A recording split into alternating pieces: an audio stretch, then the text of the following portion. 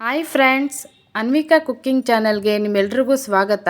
ನಾನಿವತ್ತು ತುಂಬ ರುಚಿಯಾಗಿರೋ ಹೂಕೋಸಲ್ಲಿ ಗ್ರೇವಿ ಮಾಡ್ತಾಯಿದ್ದೀನಿ.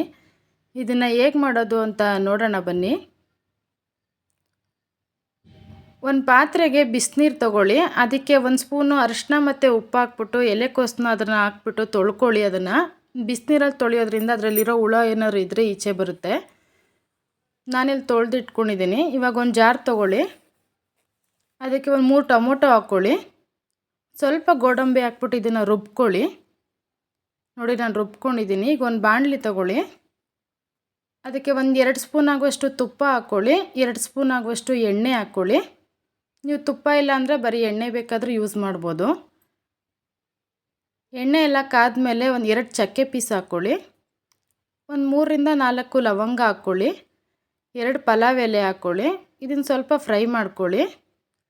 ನಾನಿಲ್ಲಿ ಸಣ್ಣದಾಗಿ 2 ಈರುಳ್ಳಿ ಕಟ್ ಮಾಡಿ ಹಾಕ್ಕೊಂಡಿದ್ದೀನಿ. ಈರುಳ್ಳಿನೂ ಫ್ರೈ ಮಾಡ್ಕೊಳ್ಳೋಣ ಇವಾಗ. ನೋಡಿ ಫ್ರೆಂಡ್ಸ್, ಈರುಳ್ಳಿ ಫ್ರೈ ಆಗಿದೆ. ಒಂದು 4 ಹಸಿಮೆಣಸಿನ್ಕಾಯಿ ಹಾಕ್ಕೊಂಡಿದ್ದೀನಿ ಖಾರಕ್ಕೆ. ಇದನ್ನು ಫ್ರೈ ಮಾಡ್ಕೊಳ್ಳೋಣ. 2 ಸ್ಪೂನ್ ಆಗುವಷ್ಟು ಶುಂಠಿ ಬೆಳ್ಳುಳ್ಳಿ ಪೇಸ್ಟ್ ಹಾಕ್ಕೊಳ್ಳಿ. ಈಗ ಶುಂಠಿ ಬೆಳ್ಳುಳ್ಳಿ ಪೇಸ್ಟು ಸ್ವಲ್ಪ ಹಸಿ ಸ್ಮೆಲ್ ಹೋಗೋವರೆಗೂ ಇದನ್ನು ಫ್ರೈ ಮಾಡ್ಕೊಳ್ಳೋಣ. ಫ್ರೈ ಆಗಿದೆ. ನಾನಿಲ್ಲಿ 1 ಕಪ್ ಆಗುವಷ್ಟು ಹಸಿ ಬಟಾಣಿ ತೊಗೊಂಡಿದ್ದೀನಿ. ಹಸಿ ಬಟಾಣಿ ಹಾಕೋದ್ರಿಂದ ತುಂಬ ಚೆನ್ನಾಗಿರುತ್ತೆ ಗ್ರೇವಿ.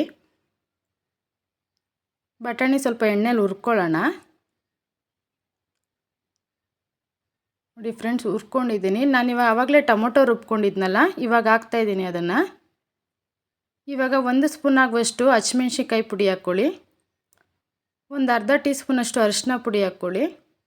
1 ಸ್ಪೂನ್ ಆಗುವಷ್ಟು ಧನಿಯಾ ಪುಡಿ ಹಾಕ್ಕೊಳ್ಳಿ. ಇವಾಗೆಲ್ಲ ಮಿಕ್ಸ್ ಮಾಡ್ಕೊಳ್ಳೋಣ. ನೋಡಿ ಫ್ರೆಂಡ್ಸ್, ಮಿಕ್ಸ್ ಆಗಿದೆ ಇದು. ಈಗ ಸ್ವಲ್ಪ ಇದು ಎಣ್ಣೆ ಬಿಡೋವರೆಗೂ ಚೆನ್ನಾಗಿ ಬೇಯಲಿ. ನಿಮ್ಗೆ ರುಚಿಗೆ ಎಷ್ಟು ಬೇಕೋ ಅಷ್ಟು ಉಪ್ಪು ಹಾಕ್ಕೊಳ್ಳಿ. ಇವಾಗ ಉಪ್ಪು ಹಾಕಿ ಇದನ್ನು ಮಿಕ್ಸ್ ಮಾಡ್ಕೊಳ್ಳೋಣ. ನೋಡಿ ಫ್ರೆಂಡ್ಸ್, ಬೆಂದಿದೆ. ನಾನಿಲ್ಲಿ ಇವಾಗ ಹೂಕೋಸು ಹಾಕ್ತಾಯಿದ್ದೀನಿ. ಹೂಕೋಸು ಮತ್ತು ಮಸಾಲೆ ಎಲ್ಲ ನೀಟಾಗಿ ಮಿಕ್ಸ್ ಮಾಡ್ಕೊಳ್ಳಿ.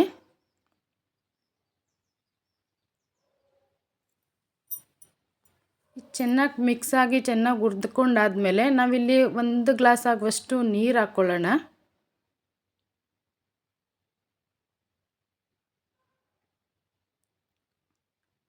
ತುಂಬ ನೀರು ಹಾಕಬೇಡಿ. ತುಂಬ ನೀರು ಹಾಕಿದ್ರೆ ಸಾಂಬಾರು ಥರ ಆಗಿಬಿಡುತ್ತೆ. ನಾವು ಗ್ರೇವಿ ಮಾಡ್ತಾ ಇರೋದ್ರಿಂದ ಸ್ವಲ್ಪ ನೀರು ಹಾಕಿ.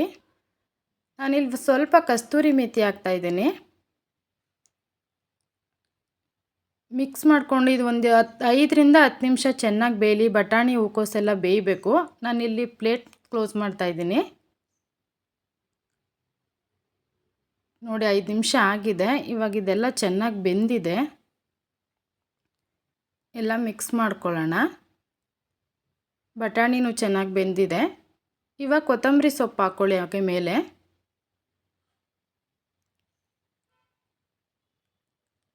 ನೋಡಿ ಫ್ರೆಂಡ್ಸ್, ಹೂಕೋಸು ಬೆಂದಿದೆ ಮತ್ತು ಬಟಾಣಿನೂ ಬೆಂದಿದೆ. ಗ್ರೇವಿ ರೆಡಿಯಾಗಿದೆ. ನಾನು ಸರ್ವ್ ಮಾಡ್ಕೊತೀನಿ. ಹೂಕೋಸು ಗ್ರೇವಿ ರೆಡಿಯಾಗಿದೆ ಫ್ರೆಂಡ್ಸ್. ಇದನ್ನ ನೀವು ದೋಸೆಗೆ, ಚಪಾತಿಗೆ, ಪೂರಿಗೆ, ರೊಟ್ಟಿಗೆ ತುಂಬ ಚೆನ್ನಾಗಿರುತ್ತೆ. ಇದನ್ನ ನೀವು ಮನೇಲಿ ಮಾಡಿಬಿಟ್ಟು ಹೇಗಿದೆ ಅಂತ ಕಮೆಂಟ್ ಮಾಡಿ. ಹಾಗೆ ನಮ್ಮ ಚಾನಲ್ಗೆ ಸಬ್ಸ್ಕ್ರೈಬ್ ಮಾಡಿ ಮತ್ತು ಲೈಕ್ ಬಟನ್ ಕ್ಲಿಕ್ ಮಾಡಿ.